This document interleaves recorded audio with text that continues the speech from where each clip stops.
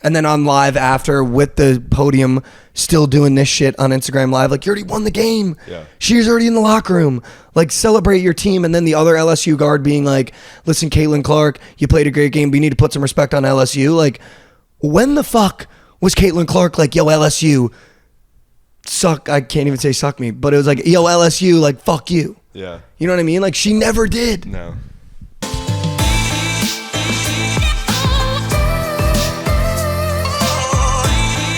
Welcome back to another episode from the Dojo. Remember, you can get this podcast on Spotify, Apple Podcasts, and YouTube. But we are back. It's Monday after the Final Four. The national championship will be played tonight in college basketball. How was your weekend? Just got back from New Orleans. It was my brother's bachelor party. The lights are on up here. Not too many are home. I'm still recovering from a wild weekend in New Orleans, but it was great. Have you ever been there? I've not.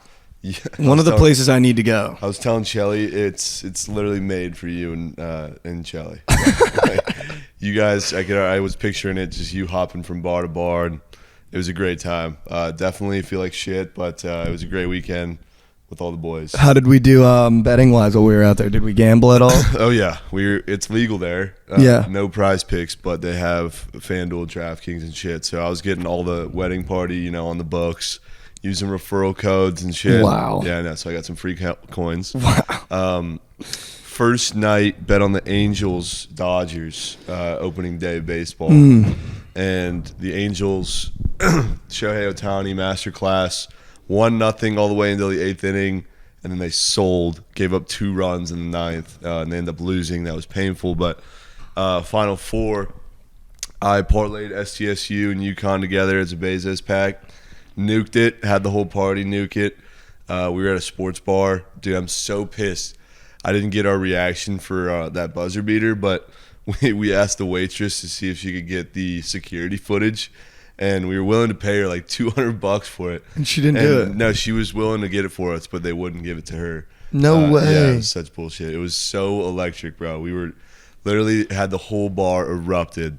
But what a shot that was, dude. Dude, so we were at Backyard, and I had FAU plus 2.5. So no matter what shot they took, I was going to cover. But I was like, man, it would be crazy to have a 9 seed make it to the national championship. And the minute they missed that floater, the same thing that went through my head when Furman was playing Virginia went through my head again, and I was like, they're losing this game. I was like, the flow of play is now fully moving in SDU's favor. Like, there's going to be a crazy-ass shot, and this game's going to be over. But the weirdest part about that entire game was FAU was up, I think, 10 at one point in the first half. And Chelly, who I don't think has watched a lick of college basketball other than the Penn State game this tournament and maybe this game. I don't think he's watched a full game other than that. Comes up to me and goes, this game's going to come down to a last second shot. No way. Yeah, and I was like, in the back of my head, like, is this kid they're up 10 and they look unstoppable right now. And I was like, yeah, you think? And he was like, no, it's going to come down to a last second shot. And then here we are with like 2 seconds left, 1.4 on the clock, and I was like, there's no way he just called that perfectly. And we had a group of SDSU fans to our right, and at first you're like, oh god, it's so obnoxious. Now I like want FAU to win, but then it sets in, you're like, man, like SDSU, I don't know if they'll ever be back here again. Like, be as obnoxious as you want. Like, it didn't matter to me at that point. They were getting rowdy, and then when that shot went in, I mean, they went ballistic at Backyard. They were like throwing the big Jenga pieces, like they were going fucking No way. insane, dude. Dude, I have 2 horrendous stories. Okay, here we go. Talking about PrizePicks while I was gone. So the day before I'm leaving, I go to my girlfriend's house and I sleep there because she lives right by the airport. And you were doing night sweats that night. And Jalen Green had sold the Super Goats, right? And I'm fucking livid. And Shelly goes, I'll cook up a Super Goat in 30 seconds. Oh, yeah, I don't know why Chelly and I were on demon mode with you that night, but we were ripping you. You were ripping me, yeah, whatever. But Shelly's like, all right, I'll cook up a Super Goat in 30 seconds. And it was like 3 props, and it was Kevin Durant over 1.5 threes was one of the 4 props. And I'm like, all right, Shelly, you're being an asshole, bro. I'm going to put a rack on your cake, and if it doesn't hit, I'm going to fucking chirp you. So I put a rack on this entry, and I'm at my girlfriend's house, like about to go to sleep, trying not to even think about that entry. If I know it's not going to hit, but I go and check, and see that the first three legs had hit, and Kevin Durant has 1 3-pointer, and he just needs one more for this entry to hit. And I'm like, holy fuck! And so I go to the score app to check, and I see he had just made another, and now he's at 2 threes. I'm like, you have a rack on this too. Yeah, I have a rack to win $10K. I'm like, holy shit! Did Chelly just spoon feed me a backup Super Goats? I go to see if the entry's green. And I have Durant steals plus blocks in there at over 1.5, and not Durant threes. And yeah, you already know Durant had 0 steals and fucking blocks, dude. And my heart sunk, hit the floor. I was in fucking shambles, dude. Shambles. I'm sorry. That one stung. That one stung. It's on you though. So that was completely that's on nobody else but me. But like that one, that hurts. No, that hurts. That hurts. Hurt so bad because I should have won $10K. Yeah. And then another, just absolutely tragic. But also, what the fuck are we doing putting Jalen Green in the Super Guts? I mean, I had Kanji on the stream and absolutely ripped him apart. But like, at the end of the day, you're making the decisions. Why the fuck is Jalen Green in the Super Guts, dude? I mean, full transparency, the last Super Goat that hit, he was in there. Oh, my God, dude. We're not going back to GOATs. Kanji brought that up. It was a Monday. That was the last time the Super Goat hit. Jalen Green was in there. Away from home. I know. It's not a good look. And then, of course, last night he drops damn near 40. Yeah, but, of course. And then to make it even worse, the second one, I had Chelly place the Super Goats for me on Saturday. And it was Jose Ramirez fantasy score. First inning, steal, stolen base, green. I'm like, wow, okay. Second leg, Brandon Ingram assist, 7 in the first half. I needed 6. I'm like, holy fuck, the Super Goats. At the table? At the table. First inning, Mookie Betts. Double off the wall. He's at 5 fantasy score. I just need 7. I'm like, holy shit. And then the last leg was Mikko Rantanen, SOGs. He was at 2 in the first period. We were beyond that table. And so we have 2 green legs. All I need is Mookie and Mikko. Mikko, no shots in the second period. I'm like, God damn it, dude. And here comes Mookie Betts for his second at bat. Ground ball. Boom. So pretty bad for the last hour. And then Mookie Betts gets up again. Triple-digit exit velo. Out. I'm like, fuck. Dodgers are up 8-1 now. And so now I'm starting to worry in the back of my head, like, please don't pull him. Please don't pull him. We get to the third period in the Avs game. Mikko rips a shot. He's at 3, and the score is 3-2. And so it's like, is he gonna rip one more? They have a lead. Are they gonna back down on defense or what? We get into the final seconds of this Avs game. No goalie in net for the Stars. I go check the Dodger game. They pulled Mookie. I'm in fucking piss. So now I'm in shambles again. Mookie. Jason Hayward comes in for Mookie Betts. Gets 2 at-bats taken from Mookie. 2 full at-bats that we could have just got 2 fantasy points. So now I'm begging Rantanen not to rip an SOG so I can feel a little bit better. Yeah, so you can just be like, all right, we lost the 2 legs. Yeah. Full ice. No goalie in net. Mikko, 360 around the defender. Rips full ice down the ice. Bar down, in.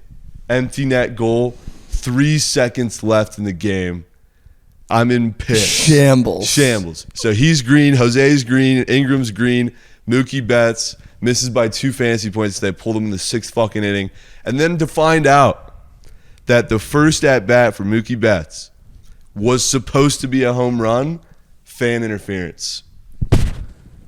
No way it was fan interference. I didn't watch any Dodger game except for the one on Sunday. Yeah, that was a bad one. The fan interference, bro. It was a home run. And he interfered and got in the way of it, and they called it a double. Wow. $10K. That's $20K off fluke shit. Because 1, you didn't click the right button. And 2, a fan. I'm going to find that fan. I'm going to beat the shit out of him. I don't care if it was a grandpa. Apparently it was a grandpa. I'm beating his ass. If you're that grandpa, pull up, dude. You're getting stuffed. No, that sucks. So, I mean, 2 soul-sucking experiences in 1 weekend. But speaking of baseball, dude, I'm kind of in on the MLB season. Although I've placed 4 parlays in the first 4 games. Each is lost by 1 leg. Yeah. Game 1, I thought I had a legacy day. I was like, you know what? go back to Old Faithful. Braves -1.5. Start the season off right. Free. Against Patrick Corbin, who's just dog. Then I was like, you know what? Hearing a lot about this Cardinals offense. Not a lot of guys that like to throw the ball well. And what do the Blue Jays love to do? Put up runs. Take the over in the Cardinals-Blue Jays game. It was like 10-9. Yeah, Sword. And then I was like, the one leg I woke up going, this shit is air. Padres money line. Oh my goodness. With Snell on the bomb. And in classic Padres fashion, it's almost like last season just bled right into this season. As -220 favorites, they get fucking clapped. And the worst part is, the Padres are up 2-1. 2 men on for the Rockies. And one of my buddies knew that I had the Padres and Crone is up at bat. And he's like, oh, dude, Crone's up at bat with 2 on. It's a shame he doesn't like to hit the ball far, like trying to fuck with me. And I was like, all right, whatever, fuck you, dude. And we were like going to the bar and he was staying home anyway. So we're going to the bar. I take out my phone. We're like in the Uber. I pull up the ESPN app. I see that the little graphic go from the batter's box to the field, which means he hit the ball. I was like, oh my God. Oh my God. And the little ball starts moving, dude. And I was like, oh my God, that looks deep. That looks deep. Green circle. I was like, there's no way you just nuked that. I was like, oh my God, dude. Nuke, they're up 2. So now I'm like, fuck, dude, like this shit is over. My buddy's like, dude, it's only like the 5th inning. Like, we're so fine. Like, we're at the table. I was like, no, I don't think you understand how many times I've been on the Padres when this shit happens. It's dead. Yeah. He's like, no, dude, we're fine. Crone gets back up to bat. And I was like, all right. Now we're down like 4. So I was like, okay, I need Crone to strike out because it's 2 outs. Solo gag. No. I was like, all right, this game's over, dude. Crone's hitting back-to-back homers. Like, it's fucking over. So that sucked. And then Sunday, dude, the Dodgers losing to the Diamondbacks. I'm going to tell you right now, this ain't the Dodgers we know and love. I know, they suck, dude. So you can't take them every night. I've already learned that. No, they're not good. You got to take their spots. You got to take the matchups. They're not the -1.5 wagons. And I'll say, couple games into the season, the Chicago White Sox are going to be a problem all year. Yeah, they're good. They might win it all. I'm not even kidding. They didn't sweep the Astros, did they? No, but they 2-1 them. Yeah. And it was like a commanding 2-1. Yeah. It looks great, the fucking Rangers. They have an unreal bullpen over in Chicago. Their lineup, the way that they've started this season, is fucking probably one of the best in baseball. Like, they're just like, Tim Anderson just can't not be on base. Yeah, he's Moncado is like fully back. Dude, the guy's just like nuking. Luis Robert, even though he sold our PrizePicks, next game, double home run, double. Like that, they have an unreal set of guys that are just like killers over there in Chicago. So that's going to be a team that I'm legitimately might bet every single game. Dylan Cease is disgusting. It's disgusting, dude. Disgusting. Yeah. But yeah, their pitching has been great. I was been hanging out with some guys from Chicago, so they're watching every White Sox game. So it's one of the teams that I really watched every game of. There's really not a position that they miss out on the field. Like, I really think they can compete with any team in baseball right now. The Astros looked underwhelming, but I think that's just kind of, you just won the World Series. You're trying to start back up again. Other than that, the Braves again. Those are my 2 teams to watch out for. I think the Braves and the White Sox. I'm shocked you're not bought into the Texas Rangers. I'm bought into the Rangers, but I also am thinking now that the Phillies pitching is really that bad. Like, I really think the Phillies are not going to be that good this year because I was talking about it with some of the guys. They don't have a lot of guys that get on base. It's a lot of guys that'll strike out because they just swing for the fence. Yeah, that's why you take. You have like 6 batters that solely try to swing for the fence. They don't try to get on base. Like, they don't have that Tim Anderson that's like, yeah, I'll just put one in the gap and get on, or I'll hit a double, whatever it is. It's all guys that want to nuke the ball. You got Schwarber wants to hit a home run, Castellanos wants to hit a home run, Trey Turner wants to hit a home run. All these guys that they don't get on base. So we were like, K's are free, and their pitching really isn't that great. I just don't trust the Rangers lineup. I don't know why. They looked great. I mean, they looked great. They swept the Phillies. They looked great. Pitching, bit of a question mark. Martin Perez looked great last night. We were watching the game on Sunday Night Baseball last night, and before the game, they did this whole bit about Schwarber's exit velo. Oh my God. And Shelly and I were like, dude, we should nuke his bases tonight. And he got. And so we throw an entry together. and it comes down to actually Schwarber fantasy score as the last leg, and he ropes one. Absolutely turkey. I remember this. Shelly and I are fucking hugging, jumping up and down like, yeah! And Fruity's like, you idiots! He caught it! We turn, we're like, what? Dude, because I was in the same spot. I needed Rangers to cash a parlay that I made with my buddy. And we're sitting there and he was like, dude, Schwarber might have just took one to the fucking moon. I was like, what do you mean? He was like, dude, it might have been a fucking nuke. And we're like waiting for the update. That's just out. We're like, dude, it was as close. It would have been out at 22 other parks. Dude. Yeah. You want to talk about that? The home run that Crone hit against me for the Padres, that was a 3-run gag, would have only been a home run in Petco Park. And I love that wooded dong on Twitter, except when it does shit like that to me. I'm like, dude, fuck this. Like, even if they were in Rocky Stadium, this shit's not a home run. But that's like the worst. But a good first weekend of baseball. You know, I'm back in on it. I'm excited. How's it go, Will? The go Will's good, dude. Tim Anderson's a fucking bucket. Yeah. Like, he had, I think 6 hits across 3 games. Other than that, you know, I think the only thing that I'm worried about is not Luis Castillo. He dealed. So looking good for him. Corey Seager looks great. Bo Bichette low-key bringing in the RBIs already. I think he had 2. Really? Yeah. The only guy that scares me is Sandy at this point. How did he look? He looked okay. He didn't look great, though. How many Ks? I think he had, I think it was 6 maybe. But his number's very, very big. That's fine, bro. That's like, now that I'm looking at it, he had 2. No, he had 2. He had 2. 2 Ks? Yeah, not good. Like, that's why I thought not good. But everyone else, dude, like, the hits were air. Seager and Tim. Like, Tim might be, you know, I mean, he might have 1,000 hits this year. I did want to check Luis because I remember someone saying he was dealing because they bet against him. Big weekends for Snell and Lodolo, both with 9 Ks in their opening start. So big. And I'm also starting to think now Shohei is going to get the DeGrom treatment in New York. What's that? Where he's going to literally deal every single game, but they're not going to get runs on. Oh, yeah. That's literally what happened to DeGrom all year, last year in Scherzer. They have fucking 10 Ks, 11 Ks, like legacy games, and the score is 1-0. The reliever comes in and they lose. I will say, though, after that first Angels game, I mean, they put up 13 the next game and 10 the next. They looked good offensively, but that first game was a little frightening. We are playing the Athletics, though. Yeah, so let's, it is the A's. It is the Oakland A's. Let's also a team to look out for. I really think the Diamondbacks are going to be a team not to fade this year. Really? Like, actually not to fade this year.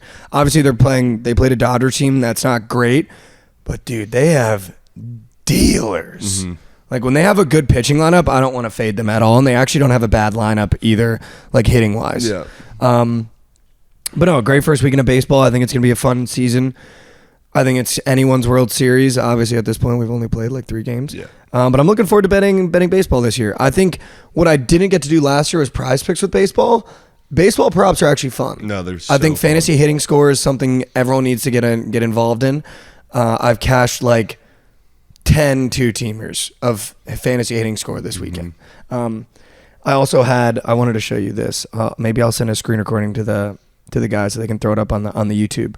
But this was soul sucking. One leg. Not okay. Here's where it starts. So I made like 4 baseball 2-teamers because I was like, all right, I'm feeling good. It's Saturday, whatever.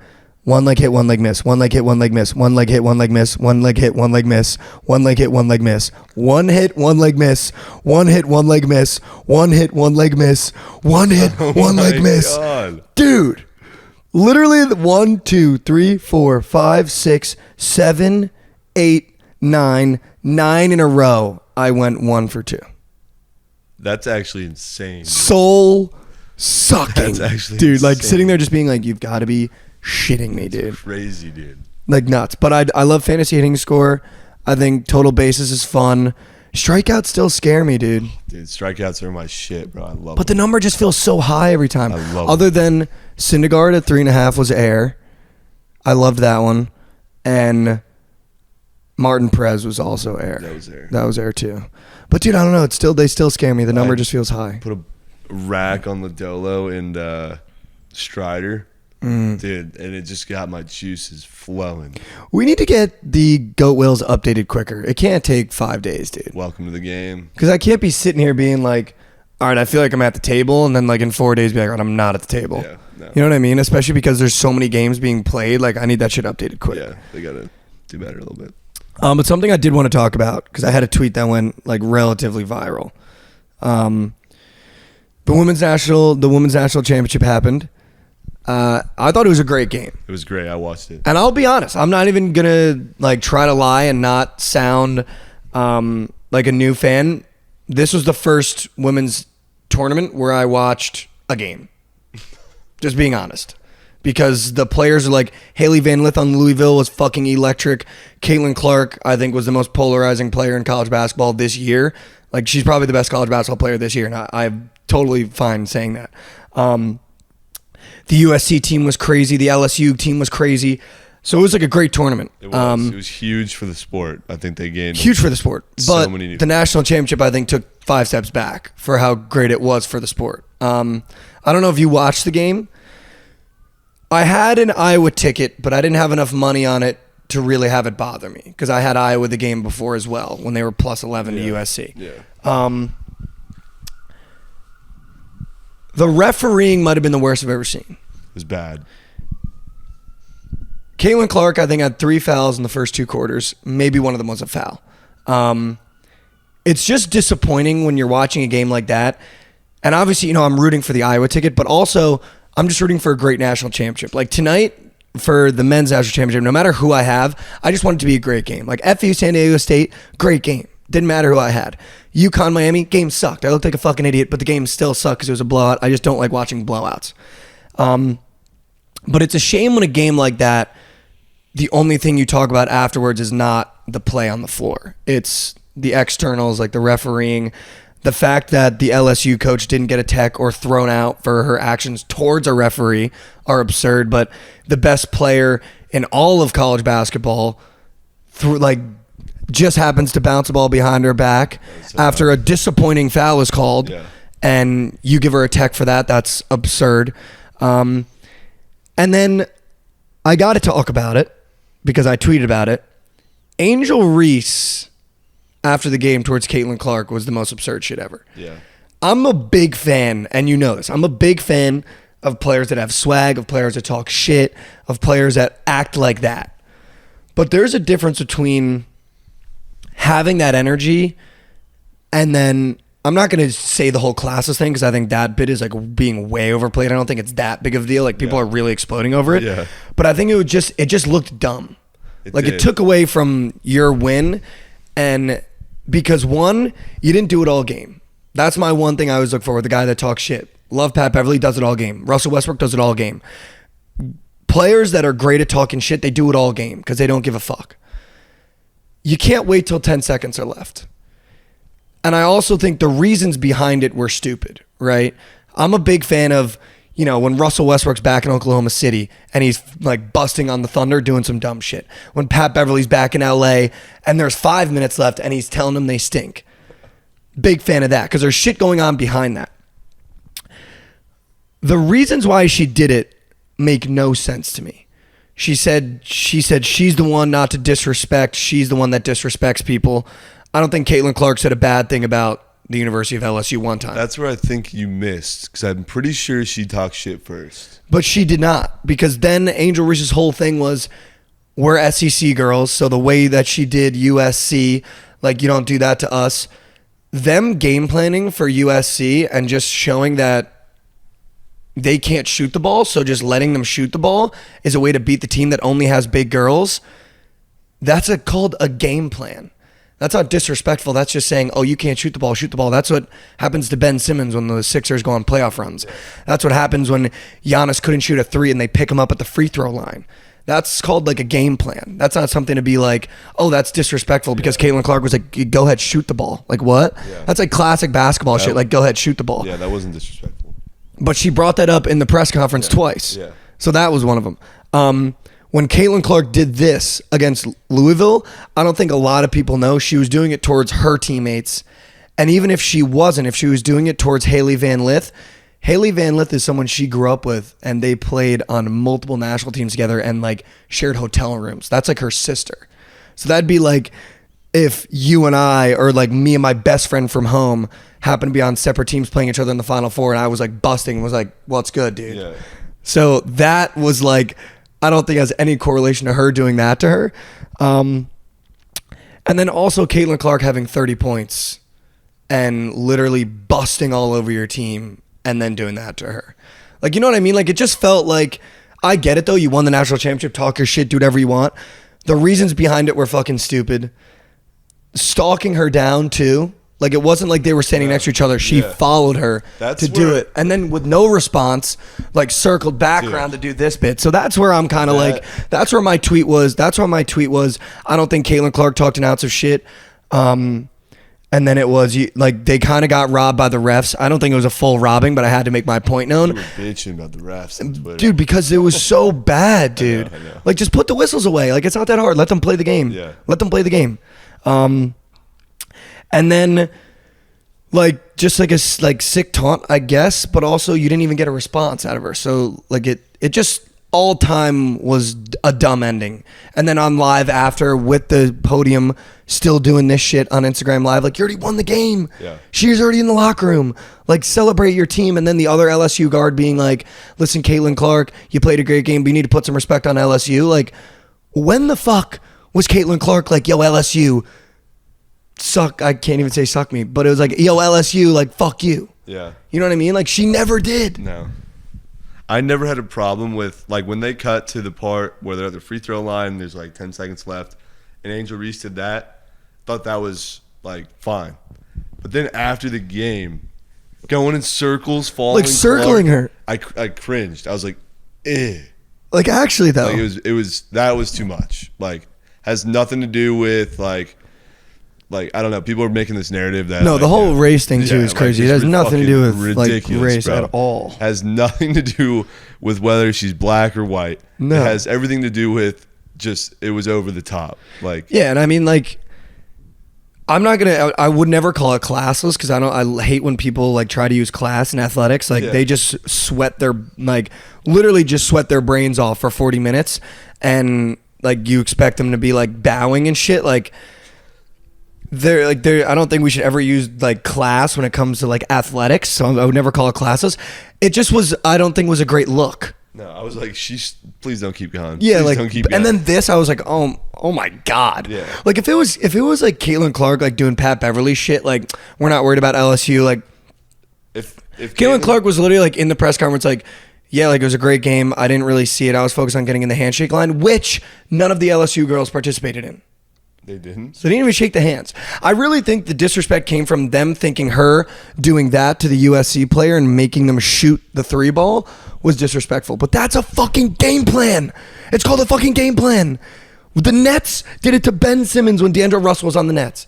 Ben Simmons crossed half court and they picked him up at the free throw line. Yeah. So he had free reign around the 3-point line. And what happened? Iowa won because it was the perfect fucking game plan. Yeah. USC can't shoot the ball. Nobody did that to them all year. They couldn't bully them because I was like, we'll just stack the paint and let you shoot. And I was like, all right. And what happened? USC has no jumper. So I was like, we got you. We game plan for you. And Caitlin Clark dropped 40. And then she dropped 30. So it's tough, man. I don't know. If Caitlin Clark won the national championship and she was going in circles doing this shit, I would have said, like, Same that's shit. fucking cringe as hell. Same dude. shit. Literally the same shit. Yeah. I also don't think she would have. But even if she did, it would be like, Caitlin, I look at you differently. 100%. Yeah. And it's a shame because I was starting to fall in love with that LSU team and Angel especially. She's a dog. Yeah. Like, she's got that dog in her. Like, that LSU team is fun to watch. And like, the game didn't hate LSU. Like, obviously I'm a big LSU guy, kind of. Like, I love the football team. I just love that school in general for their attitude. But it was just like, at the end I was like, just a bad taste. Like, I was like, that didn't feel right. You know what I mean? Like, I was like, I literally said the same exact thing to Chelly, not even knowing that you had written the fucking Bible of bitching on the it wasn't even a Bible. I was just like, because there was 2 veins of Twitter. There was the vein of Twitter of like the Dave Portnoys who had a lot of money on Iowa and I think took it very personal and were like, that's fucking classless, like, scumbag, piece of shit, which was too far. And then there was the vein of Twitter that I was on, which was kind of like, have I fucking missed something? Like, did Caitlin Clark like tell her sister is dumb? Did she like say her family is stupid? Like, what is happening right now? Because you don't just do that unprovoked. And then the reasoning after in the press conferences were what blew my mind when it came down to what they did to USC was disrespectful. We're SEC girls, which by the way, fucking like, that also feels like a dumb reason. Like, I get riding for your conference, but that's also your rival. And for USC to be undefeated, that means they beat your ass twice. Yeah. So, like, a little confused there why you'd be, like, riding for them that hard. But, like, yeah, just, like, the reasons coming down to it, like, the LSU players talking about Caitlin and their acceptance speeches of the national championship. Like, it just felt very odd. But I guess, you know, it is what it is. You won the natty. Talk your shit, you know? But at the end of the day, I just felt like that was odd. No, it was, for sure. I felt weird after watching that. Yeah. It was like And then I had to go watch the Dodgers suck my soul. And then I had a parlay. My buddy and I went to, I wanted to tell you this story because I think you'd fucking love it. My buddy and I went to this bar in Dallas to get lunch yesterday. So hungover, dude. Saturday was a fucking marathon. Like, just drank way too much, way too long. The Frosty 5 ended up hitting, so Chelly was going nuts. I almost threw up at the bar, so I had to like sit in the corner for 20 minutes, and then I got up, and then it was like going crazy because the Frosty 5 hit. After we like trolled it at the thing, and then we trolled you as well. Yeah. But so woke up Sunday, go to lunch with one of my buddies. I want you to meet him, dude. He's fucking hysterical. We're sitting there, and we both wanted wings. So we got wings. I got like a lemonade. Not that was important. But we're sitting there, and we're just like, dude, this feels like a great spot to cook. Like, we should cook right now. So we got our phones out, and we just start crafting, dude. We're like, all right, here's what I'm thinking. The Bulls in a close line. We take the Bulls, Bruins, and the Rangers. That was the first parlay. Smacked in the mouth. So we were like, all right. Not that we knew it smacked in the mouth, but we were like, all right, that's the first one we'll place. Then he took one with some of the hockey plays, which all sold. And then we were like, all right, here's what we're going to do. Because this feels right. We started building narratives in our head. We were like, all right, the plus chicken Mavs against the terrible Hawks. They need this as a playoff contention. Mavs money line. Totally forgot. I didn't even check how that game ended. I need you to tell me. Oh, I'll tell you. We were like, Mavs money line at plus chicken. And then we go, Mavs money line at plus chicken. We had the Rangers money line in it, so we doubled down on Rangers money line because we're like, there's just no way they're losing the game. New York or Texas? Texas. And then we were like, oh, who was the last hockey game? Flames. Penguins. And the Penguins won. So like Penguins cash. We're like, oh my God, we're at the fucking table. Rangers are looking great. We're like, all right, we're here. The Mavs down 2 with 4 seconds left. Christian Wood goes to free throw line. Christian Wood at the free throw line, down 2. We got a money line, plus chicken. Could have taken the plus 3. Makes the first one. We're like, oh my God. And the free throws before this, he missed both. Like 2 minutes prior. So we're like, oh my God, here we go. Okay. Misses the second. Oh. JaVale McGee goes for the rebound, fouled. So like, oh my God, we need 1 free throw from JaVale McGee to go to overtime. JaVale McGee misses the first. I was like, there's no way, dude. There's no way we get 4 free throws to tie a game. By the way, we could have won the game by now. Yeah. There's 0.6 seconds left at the time that JaVale McGee's taking the free throws. Makes a second. I was like, oh my God, all right, let's go. We got overtime. I was like, we have overtime. So we're marching in overtime. The Rangers go up 2-1 while the Mavs go in overtime. We're like, dude, we're at the fucking table. Like, we got so fucking surgical with the plus chicken Mavs. Like, we knew it. Going to overtime.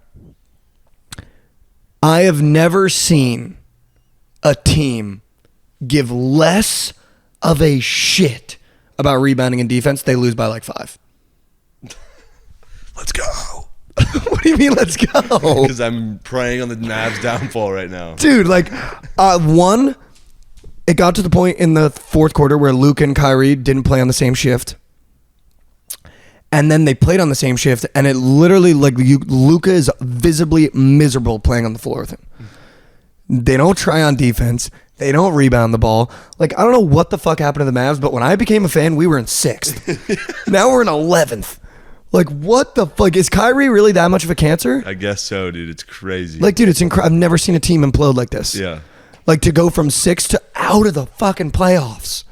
and they got to go 3-0 in the next 3 games to make the playoffs. The Thunder have to go 1-2, and the Utah Jazz have to go 0-3. It's not happening. It's not happening. No.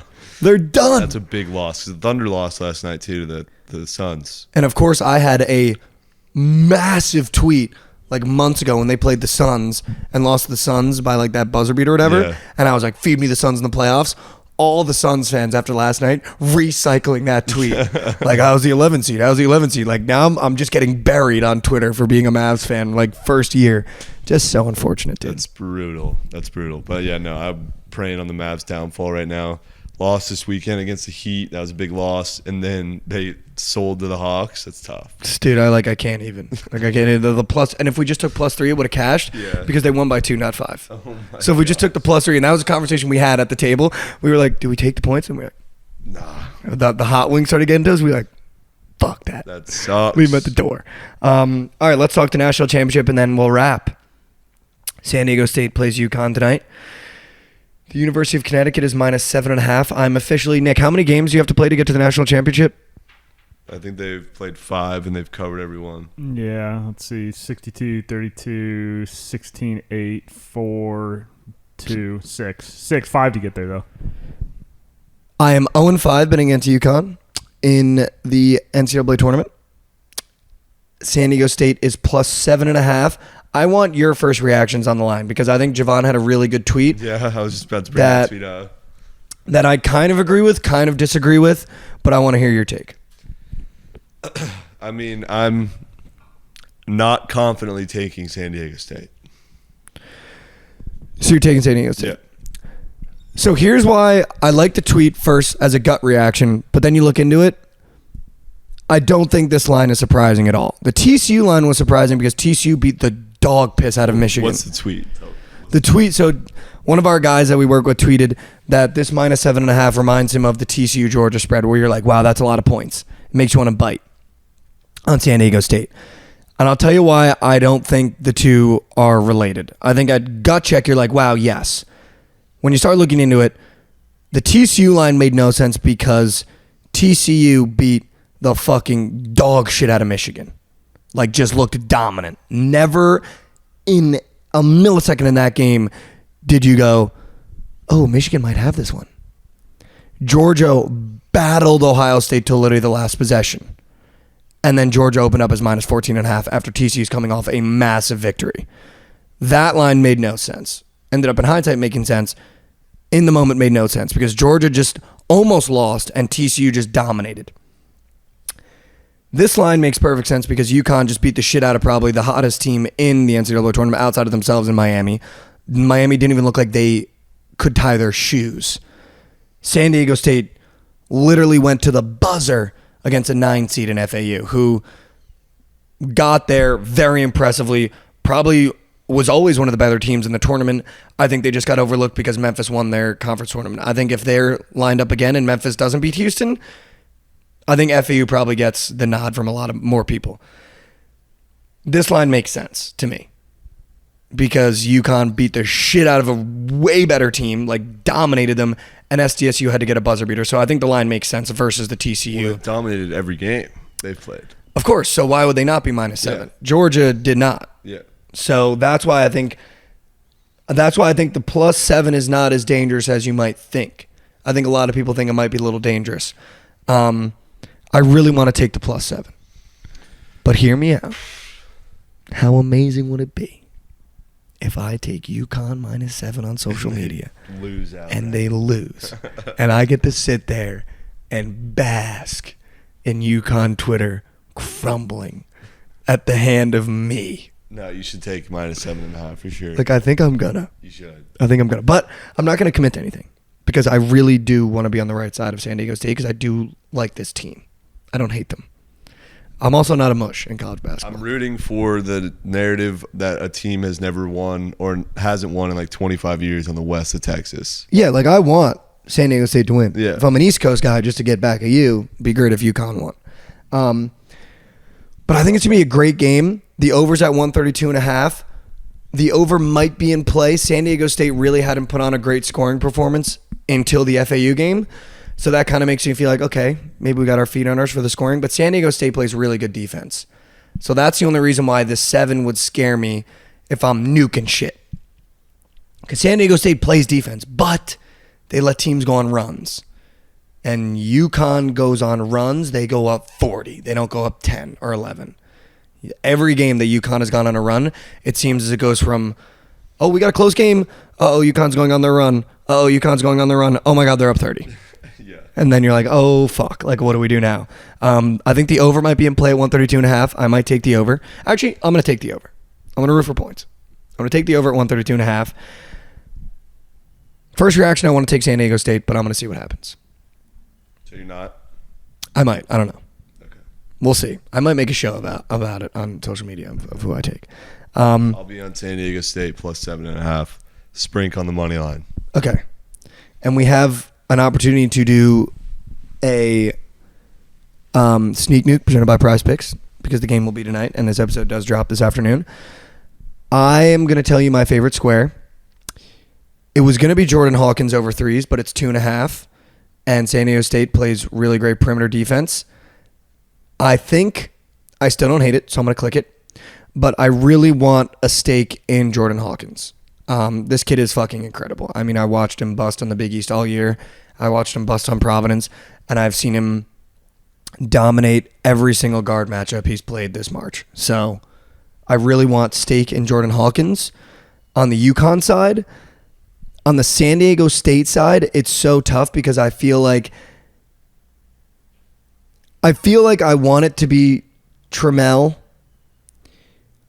but in a game like this, is it going to be Butler? Is it going to be Bradley? I don't know. Butler or Bradley, honestly, you can't go wrong At with 8.5. I want Sunogo rebounds. Oh, that's who you want? I want Sunogo rebounds. I don't know any. I don't have any confident other plays other than that. At 8, that feels free. I want it. Okay. That could be a super good today. All right, well, I have my 2 legs. Give me a second leg because I'm going to do Hawkins 3s and Trammell points because I do like Trammell. I think he's very good. Hawkins 3s, Trammell points. Sunogo rebounds. What's your 4th? Give me some options out on my phone. All right. We got Matt Bradley on San Diego State points. What is it? He's at 12.5. That seems a little high. He had 2. He didn't play last game. He was not available last game, so he's going to be available today.